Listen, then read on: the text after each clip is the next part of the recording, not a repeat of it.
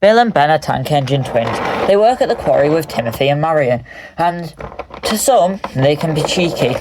Early one morning, everyone was at the quarry when Madge arrived. She pulled up and out stepped Miss Jenny. "All right, you lot, I need to have a talk with all four of you. Please head into the middle of the quarry." Bill listened and puffed away. Jenny stood on the turntable and started speaking. "As you may or may not know, the castle is being rebuilt, and because of this, I'm not going to be working at the quarry much, as I'm going to be overseeing the construction there. So because of this, I am leaving Timothy in charge." "Why, Timothy?" said Bill. "Yeah," said Ben. "We'd be way better in charge than him." "Really?" laughed Timothy. "The last time you two were in charge of anything, you crashed it." "I remember that," said Marion. "It's because I trust Timothy more than you two. Now, I better get going because the castle won't build itself," said Miss Jenny as she walked away. "Behave, you two," Bill and Ben huffed as Miss Jenny rolled away. "All right, since I'm in charge, here are your jobs." "We're not listening to you," said Bill. "Come on, Ben." "Where are you two even going to go?" "We'll go to the quarry." "You're at the quarry." "No, we'll go Brendam docks. We can go see Edward. He loves us." "Loves is a strong word," laughed Oliver. "I think the real word's tolerates," said Timothy. Yeah, tolerates love, same thing," said Bill and Ben. "Who else is going to help us, though?" said Marion, but Bill and Ben had already left. "I'll go get Madge," said Jack. I'll go get Mavis," said Jack as he rolled away. "See you all later." As Jack left. Oh, typical. They leave and they run away to go and mess around on the island. At least they're out of our hair," said Oliver as he went back to work. Bill and Ben arrived in Brendam docks. Salty was working hard. "Yar! Ahoy there, me hearties!" Cranky was waiting for a new boat called Bulstrode to bustle in. He pulled in, pulling a massive jet engine. "What's that?" asked Bill. "Yeah," said Ben. "It looks scary." "Yar, that's a jet engine, me hearty. It's used to power engines." "No, it's used to power planes and engines," said Cranky. "So why's the one for the rails?"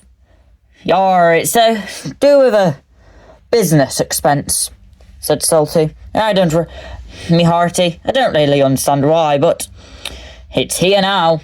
"It's really heavy," said Cranky. It was dropped off onto the line and Salty rolled into the yard. "Yar, you better clear that soon. Gordon's on his way," said Cranky, and the engines heard Gordon's whistle. Gordon raced down the line, and with a whoosh and a whoosh, he raced through. "Ah!" said Bill. Bill hit the jet engine a bit too hard. He didn't know it at the time, but the jet engine whirred into action. "Help!" said Bill. "I can't stop!" as he whizzed out of Brendam docks and down into Knapford station. "Bill!" cried Ben as he raced after Bill. "What on earth?" said Gordon as he screeched on his brakes with a screech and a scratch. He grumped to a stop. "Bill!" cried Ben as he raced out of Brendam docks. "Yar, that's not going to end well, me hearty," said Salty sadly. Stephen was puffing out the station when, "Oh no! Help!" said Bill. Bill raced through the station. The jet engine whirred behind him. "What on earth?" said Stephen.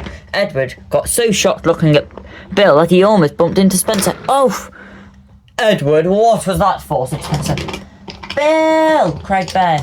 "Stop!" panted Bill and Ben as they raced down. There was trouble. Bill was heading back to the quarry. "Help!" cried Bill. He was diverted away from the castle and down to the quarry. Ben was miles behind. Luckily, the Fat Controller sent Belle down the line.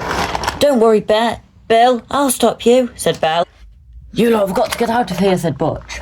"There's no time," said Timothy. "But I have a plan." He rolled into the turntable and pushed his truck of stone in front of him. Mavis and Marion hid behind Timothy.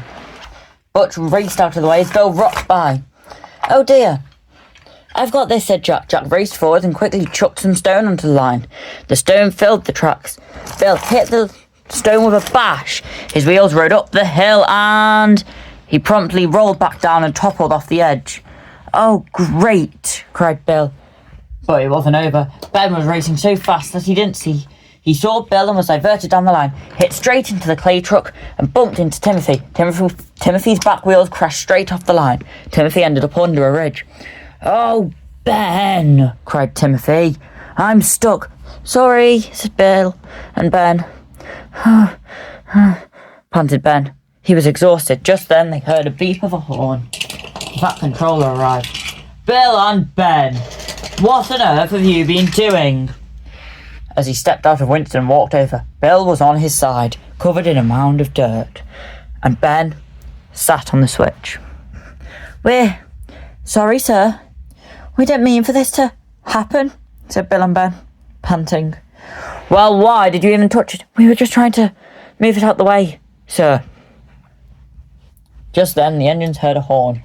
Marge raced in, and Miss Jenny jumped out. She ran over and raced over. "My word, is everyone all right?